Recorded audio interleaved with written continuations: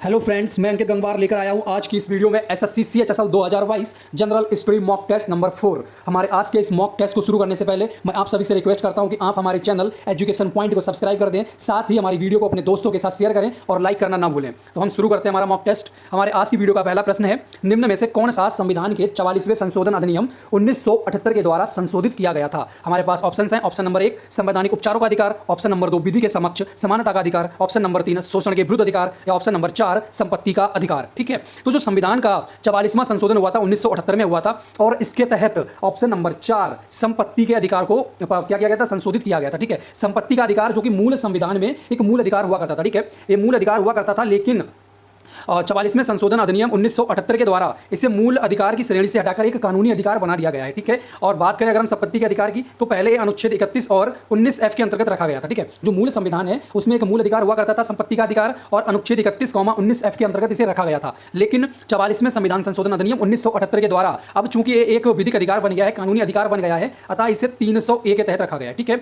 वर्तमान में संपत्ति का अधिकार एक कानूनी अधिकार है और संविधान के अनुच्छेद 300A के अंतर्गत आता है। ठीक है, अगर हम बात करें अन्य ऑप्शंस की, तो संवैधानिक उपचारों का अधिकार अनुच्छेद 32 के अंतर्गत वर्णित है, एक मूल अधिकार है। बात करें अगर हम विधि के समक्ष समानता का अधिकार अनुच्छेद 14 के अंतर्गत वर्णित है। शोषण के विरुद्ध अधिकार इसके अंतर्गत अनुच्छेद 23 व 24 आते हैं। ठीक है, अनुच्छेद 23 व 24 शोषण के विरुद्ध अधिकार के अंतर्गत आते हैं। इसमें अनुच्छेद नंबर 23 जबरन काम करवाना या फिर मानव दुर्व्यवहार आदि को क्या करता है, निषेध करता है। वहीं अगर हम बात करें अनुच्छेद 24 की, तो 14 साल से कम बच्चों को किसी कार्य प्रयोजन में लगाना, जैसे कारखानों इत्यादि में, उसके विरोध में है। ठीक है, और बात करें अगर संपत्ति के अधिकार की, तो पहले मूल अधिकार हुआ करता था, नोट कर लें, जब मूल संविधान था, ठीक है, उसमें टोटल 7 मूल अधिकार हुआ करते थे। बाद में 1978 में 44वें संशोधन के द्वारा संपत्ति के अधिकार को मूल अधिकार की श्रेणी से हटाकर एक कानूनी अधिकार बना दिया गया है। मोस्ट इंपॉर्टेंट पॉइंट है, एग्जाम्स में कई बार पूछा जाता है और इसी तरह के प्रश्न आपसे हर बार एग्जाम्स में आते हैं। ठीक है, तो इन सबको नोट करें, साथ ही जो पॉइंट्स मैंने बताए हैं इन्हें भी नोट करें, सभी इंपॉर्टेंट होते हैं एग्जाम के नजरिए से। हमारा दूसरा प्रश्न है, अविश्वास प्रस्ताव आंदोलन किसके खिलाफ किया जाता है। हमारे पास ऑप्शन है, पहला प्रधानमंत्री, ऑप्शन नंबर 2 मंत्रिपरिषद, ऑप्शन नंबर 3 राष्ट्रपति या ऑप्शन नंबर 4 राजनीतिक पार्टी। ठीक है, तो जो अविश्वास प्रस्ताव है संविधान के अनुच्छेद 198 के तहत, ठीक है, अनुच्छेद 198A के तहत, 198A के तहत लोकसभा में पेश किया जाता है, केवल लोकसभा में ही पेश किया जाता है। और अगर हम बात करें अविश्वास प्रस्ताव की, तो ऑप्शन नंबर 2 मंत्रिपरिषद के विरुद्ध लाया जाता है। ठीक है, अविश्वास प्रस्ताव अनुच्छेद 198A के तहत लोकसभा में पेश किया जाता है और मंत्रिपरिषद के अंतर्गत मंत्रिपरिषद के विरोध में लाया जाता है। और अगर इसमें अविश्वास पारित हो जाता है, मंत्रिपरिषद के खिलाफ अविश्वास पारित हो जाए, अविश्वास प्रस्ताव पारित हो जाता है, तो मंत्रिपरिषद को बर्खास्त कर दिया जाता है, उसे क्या करना पड़ता है, इस्तीफा देना पड़ता है। बात करें अगर मंत्रिपरिषद की, तो मंत्रिपरिषद का गठन राष्ट्रपति करता है प्रधानमंत्री की सलाह से। प्रधानमंत्री को भी राष्ट्रपति नियुक्त करता है और प्रधानमंत्री की सलाह से राष्ट्रपति मंत्रिपरिषद का निर्माण करता है। अनुच्छेद नंबर 74 और 75 इसके अंतर्गत इस बात का प्रावधान किया गया है। ओके, तो हमारे प्रश्न का सही उत्तर होगा ऑप्शन नंबर 2 मंत्रिपरिषद। मंत्रिपरिषद प्रधानमंत्री और उसके कैबिनेट मंत्रियों से मिलकर बनती है। हमारा अगला प्रश्न है, निम्न में से कौन सा देशांतर भारत का मध्याह्न रेखा है। Option number 1 83 degree 30 minute east, option number 2 82 degree 30 minute east, option number 3 82 degree 30 minute west या option number 4 83 degree 30 minute west. ठीक है, तो भारत का जो मध्याह्न रेखा है वह option number 2 82 degree 30 minute east है। ठीक है, 82 डिग्री 30 मिनट ईस्ट भारत का IST लाइन कहलाता है। ठीक है, मानक स्टैंडर्ड भारत का जो समय के लिए है वह IST जो मानक है, ठीक है, मानक समय निर्धारण किया जाता है भारत का 82 डिग्री 30 मिनट ईस्ट देशांतर के द्वारा। ओके, इसे भारत का मानक मेरिडियन के नाम से भी जानते हैं, भारत का मानक मेरिडियन भी बोलते हैं 82 डिग्री 30 मिनट को। हमारा अगला प्रश्न है, निम्न में से कौन सा जल निकाय अंडमान और निकोबार को अलग करता है। हमें बताना है कौन सा जल निकाय है जो अंडमान और निकोबार द्वीप को अलग अलग करता है। Option number 1 8 degree channel, option number 2 9 degree channel, option number 3 10 degree channel या ऑप्शन नंबर 4 मन्नार की खाड़ी। ठीक है, हम बात करते हैं पहले ऑप्शन की 8 डिग्री चैनल। 8 डिग्री चैनल इस प्रश्न का उत्तर नहीं होगा, क्योंकि 8 डिग्री चैनल अंडमान और निकोबार को नहीं बल्कि मालदीव और मिनिकॉय को अलग करता है। ठीक है, मालदीव और मिनिकॉय को 8 डिग्री चैनल अलग करता है। बात करते हैं option number 2 9 degree channel. 9 degree channel भी इस प्रश्न का उत्तर नहीं होगा, क्योंकि 9 डिग्री चैनल मुख्य लक्षद्वीप समूह को मिनिकॉय से अलग करता है। ठीक है, 9 डिग्री चैनल लक्षद्वीप समूह को मिनिकॉय से अलग करता है। और बात करते हैं ऑप्शन नंबर 3 10 डिग्री चैनल। तो 10 डिग्री चैनल इस प्रश्न का एकदम सही उत्तर है। ठीक है, ऑप्शन नंबर 3 10 डिग्री चैनल इस प्रश्न का एकदम सही उत्तर होगा। अंडमान और निकोबार को अलग अलग करता है 10 डिग्री चैनल। ठीक है भाई, अगर हम बात करें मन्नार की खाड़ी, तो मन्नार की खाड़ी भारत और श्रीलंका के बीच में जल विभाजक का भी कार्य करती है। बाकी बात करते हैं अगर स्थलों में, तो तमिलनाडु और श्रीलंका, ठीक है, दक्षिणी तमिलनाडु का जो भाग है उसे श्रीलंका से अलग करती है मन्नार की खाड़ी। हमारी वीडियो का अगला प्रश्न है, निम्न में से कौन सा भारत का सबसे बड़ा भाषाई समूह है। ऑप्शन नंबर 1 चीन तिब्बती, option number 2 Dravid, option number 3 Indo Aryan या ऑप्शन नंबर 4 ऑस्ट्रियाई। ठीक है, तो भारत का जो सबसे बड़ा भाषाई समूह होगा, ठीक है, तो वह कौन सा है, ऑप्शन नंबर 3। इंडो आर्यन, ठीक है। इंडो आर्यन ये जो भाषाई समूह है भारत का सबसे बड़ा भाषाई समूह है। भाई अगर हम बात करते हैं द्रविड़ भाषा समूह की, तो जो द्रविड़ दक्षिण भारत के जो लोग हैं वह द्रविड़ भाषाई समूह के अंतर्गत आते हैं, लेकिन भारत का जो सबसे बड़ा भाषाई समूह है इंडो आर्यन है, जिसके अंतर्गत मुख्यतः हिंदी, असम जैसी भाषाएं बोली जाती हैं, ठीक है। और जो इंडो आर्यन है वह आर्य जो लोग थे, ठीक है, उनकी भाषा ये मानी जाती है। हमारी वीडियो का अगला प्रश्न है, निम्न में से किसने समाचार पत्र केसरी का प्रकाशन किया था? Option number 1 Lokmanya Tilak, option number 2 Lala Lajpat Rai, option number 3 Mahatma Gandhi या ऑप्शन नंबर 4 अरविंद घोष, ठीक है। तो इसमें बात करते हैं ऑप्शन नंबर 1 लोकमान्य तिलक की। लोकमान्य तिलक, जिन्हें बाल गंगाधर तिलक के नाम से भी जाना जाता है, इन्होंने 1881 में समाचार पत्र केसरी का मराठा में संपादन किया था, ठीक है। मराठी भाषा में केसरी का इन्होंने संपादन किया था 1881 में लोकमान्य तिलक जी ने। वह इस प्रश्न का एकदम सही उत्तर होगा, ठीक है, नोट कर लें। 1881 में केसरी समाचार पत्र का प्रकाशन लोकमान्य तिलक या जिन्हें बाल गंगाधर तिलक कहते हैं इन्होंने किया था, ठीक है। लोकमान्य इनको उपाधि दी गई है। हमारी वीडियो का अगला प्रश्न है, भास्कराचार्य की लीलावती, ठीक है। भास्कराचार्य हैं, इनकी कृति है लीलावती, इसका किसने फारसी में अनुवाद किया है? Option number 1 Abul Fazal, option number 2 Faizi, option number 3 Qadir Badayuni या ऑप्शन नंबर 4 फतुल्लाह सिराजी, ठीक है। तो सबसे पहले नोट करें जो चारों ऑप्शन दिए गए हैं बादशाह अकबर के काल के, ठीक है। तीसरा मुगल बादशाह था अकबर भारत में, उसके काल के सभी विद्वान हैं। अगर हम इसमें बात करते हैं हमारे ऑप्शन में, ठीक है, अबुल फजल, फैजी, कादिर बदायूनी और फतुल्लाह सिराजी, तो इसमें से हमें बताना है किसने लीलावती का फारसी में अनुवाद किया है। नोट करें, यहाँ पर एक पॉइंट बता रहा हूँ, भारत में जो मुगल शासक जिसने सबसे पहले अनुवाद विभाग की स्थापना की थी वह अकबर था, ठीक है। अकबर भारत में ऐसा पहला मुगल शासक हुआ जिसने अनुवाद विभाग की स्थापना की और भारत की कृतियों का अनुवाद फारसी भाषा में करवाया था, ठीक है। अब हम बात कर लेते हैं यहाँ पर अपने प्रश्न की। तो जो भास्कराचार्य की लीलावती का अनुवाद है, ऑप्शन नंबर 1 अबुल फजल ने नहीं करवाया था, ठीक है। अबुल फजल ने नहीं किया था।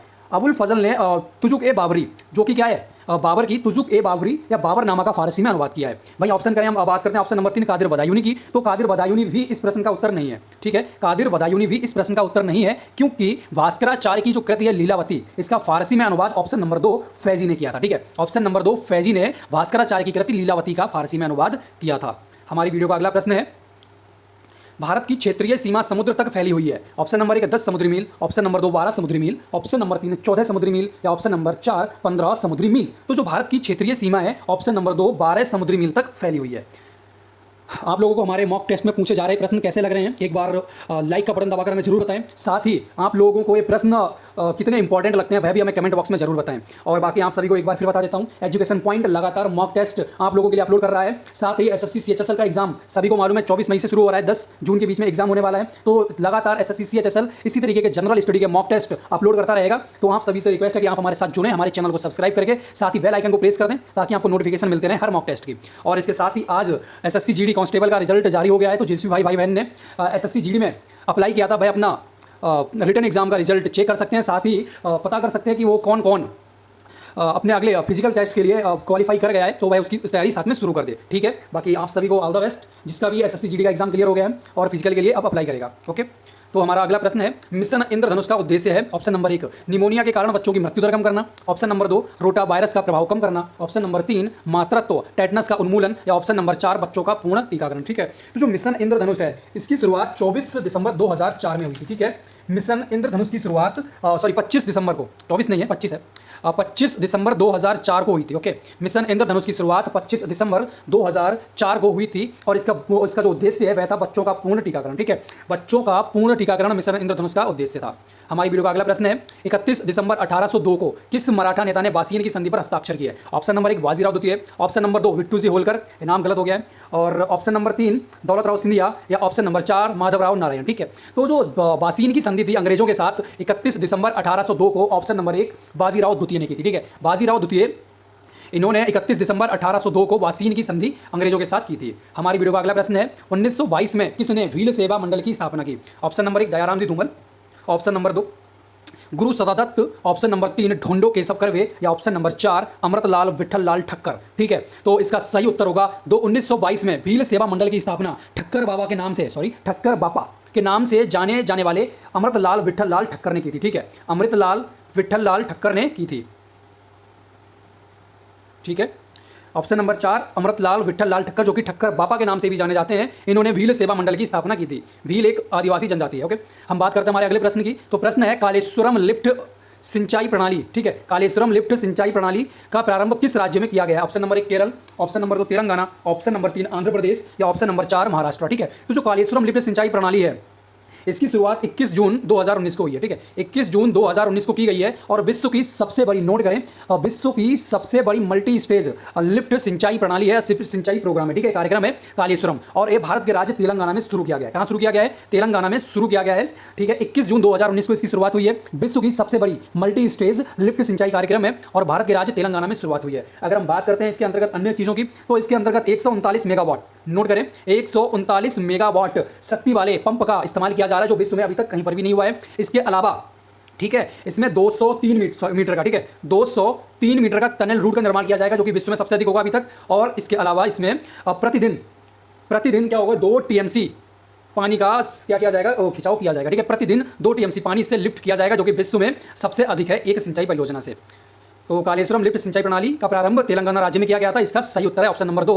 ओके, हमारा अगला प्रश्न है, नैनो तकनीक में अध्ययन किए जा रहे कणों का आकार लगभग कितना होता है? ठीक है, हमें बताना है नैनो तकनीक में अध्ययन किए जा रहे कणों का आकार लगभग है। ऑप्शन नंबर 1 से 10 एनएम, ऑप्शन नंबर 2 1 से 100 एनएम, ऑप्शन नंबर 3 1 से 50 माइक्रो, या ऑप्शन नंबर 4 इनमें से कोई नहीं। तो जो नैनो तकनीक है, इसके अंतर्गत जो कणों का अध्ययन किया जाता है, उनका साइज होता है ऑप्शन नंबर 2 1 से 100 एनएम।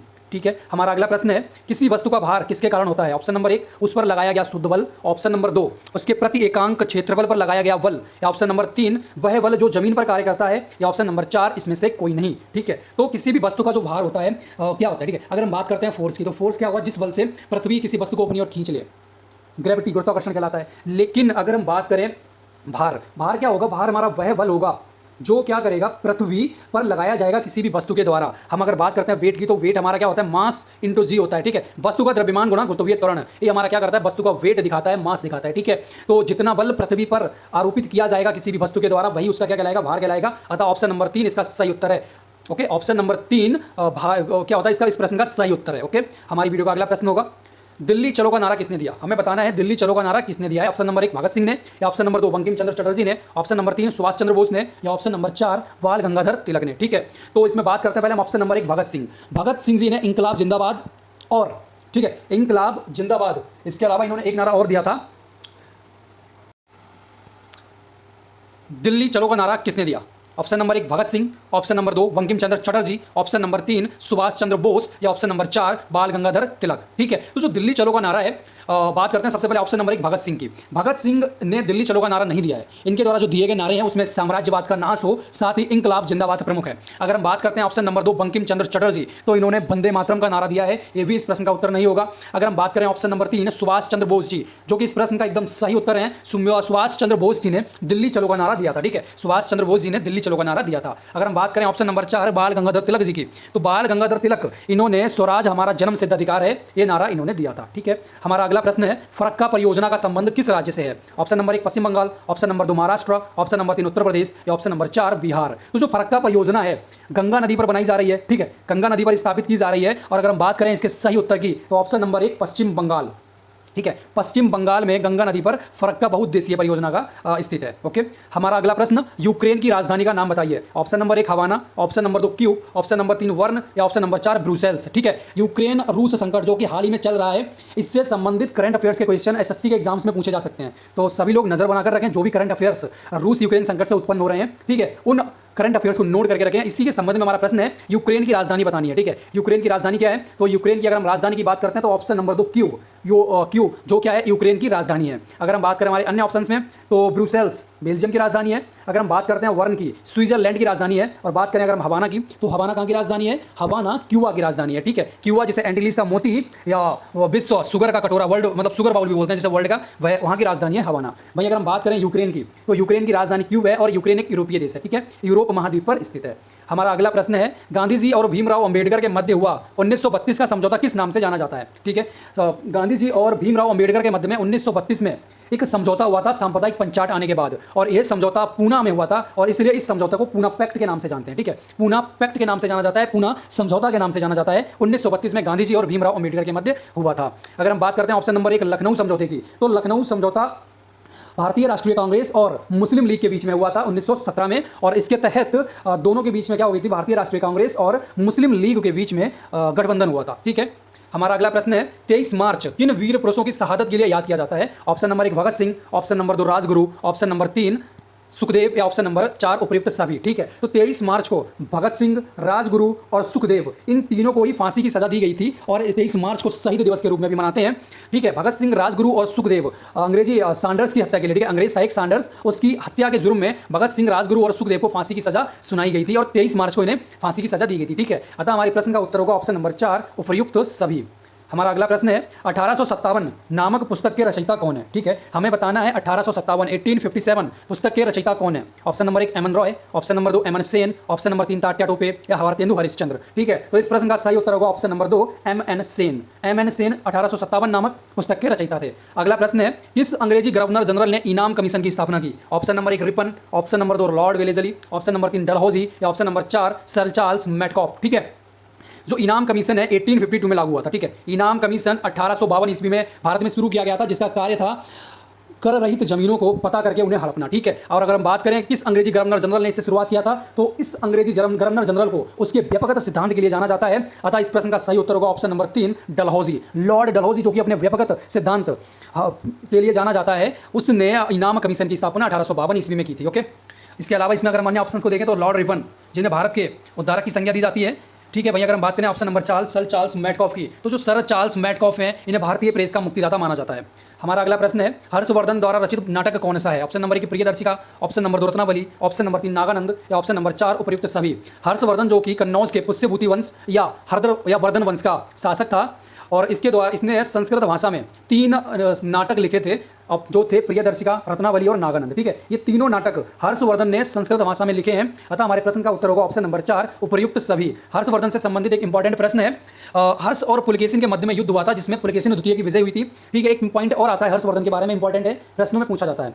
हर्षवर्धन का जो दरबारी कवि था वह बाणभट्ट था। ठीक है, बाणभट्ट हर्षवर्धन का दरबारी कवि था जिसने हर्षचरित और कादम्बरी जैसी रचनाएं लिखी हैं। ठीक है, हमारा अगला प्रश्न है धरनी पोर्टल हाल ही में किस राज्य सरकार ने शुरू किया है। Option number 1 Andhra Pradesh, option number 2 Telangana, option number 3 Uttar Pradesh या ऑप्शन नंबर 4 तमिलनाडु। तो जो धरनी पोर्टल है हाल ही में तेलंगाना सरकार ने शुरू किया है। ओके, हमारा अगला प्रश्न फीफा वर्ल्ड कप 2022 को स्पॉन्सर करने वाली भारतीय कंपनी का नाम बताइए। रिसेंट करंट का क्वेश्चन है ये, करंट अफेयर का, और ये आपसे एग्जाम में जरूर पूछा जाएगा। इसके बहुत ज़्यादा चांस बनते हैं, मोस्ट इंपॉर्टेंट प्रश्न है ये और एग्जाम्स में जरूर पूछा जाएगा। ठीक है, हम बात करते हैं इस प्रश्न के आंसर की। तो इस प्रश्न का आंसर मैं आपको बताने वाला नहीं हूँ, आप लोग कमेंट बॉक्स में हमें इस प्रश्न का आंसर करके बताएंगे, जिससे मुझे भी पता लग सके कितने लोग लास्ट तक हमारी वीडियो में हमारे साथ बने रहे। ठीक है, साथ ही आप लोगों से एक बार मैं फिर रिक्वेस्ट करता हूँ, जो भी हमारे साथ लास्ट तक बने हुए हैं, सबसे पहले मेरी तरफ से उनको थैंक्स, और दूसरा जो भाई बहन हमारे साथ लास्ट तक हैं और जो अगर वे न्यू व्यूअर हैं, तो अगर उन्हें हमारा मॉक टेस्ट पसंद आया हो तो हमारे चैनल को सब्सक्राइब करें, साथ ही हमारी वीडियो को लाइक कर दें और वीडियो को अपने दोस्तों के साथ शेयर करें ताकि वह भी हमारे मॉक टेस्ट का लाभ उठा सकें। इसके साथ ही मैं मेरे पुरानी सभी वीडियोस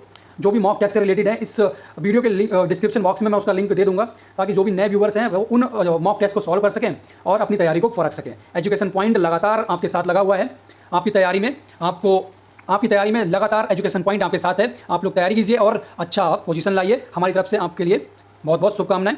आपके अच्छे भविष्य के लिए एजुकेशन पॉइंट लगातार आपके साथ है। धन्यवाद।